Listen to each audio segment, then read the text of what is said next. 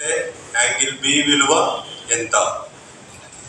Simple గా clear గా ఏమంటాడు, యాంగిల్ బి విలువ ఏకు రెట్టింపు అంటాడు. అంటే బి ఈజ్ ఈక్వల్ టు ఏమని అర్థం, 2a అవుతుంది.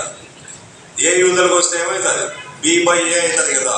So B by A is equal to 2/1. అంటే సింపుల్ గా బి అంటే 2 అని గుర్తుపెట్టుకో, ఏ అంటే 1 అని గుర్తుపెట్టుకో. బి విలువ ఏకు రెట్టింపు అంట. అంటే ఏ అంటే 1, బి అంటే ఎంత 2.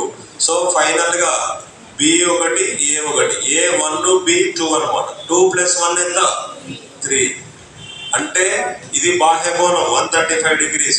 ఇది అంతరాభిముఖ కోణాలు. త్రిభుజంలో బాహ్య కోణము దాని అంతరాభిముఖ కోణాల మొత్తానికి సమానం. 2 + 1 3, 3 becomes ఎంత 135. 3 4 12, 3 5 15 అవుతుంది. కాబట్టి మనకి ఏమడిగాడు క్వశ్చన్, యాంగిల్ బి విలువ ఎంత అన్నాడు. అంటే దీన్ని 45తో మల్టిప్లై చేశాం కాబట్టి దీన్ని కూడా 45తో మల్టిప్లై చేయి. 2 × 45 ఎంత 90. This is our answer. B విలువ చదవండి అపాయింట్. బి విలువ ఏకు రెట్టింపు అన్నాడు, అంతే కదా.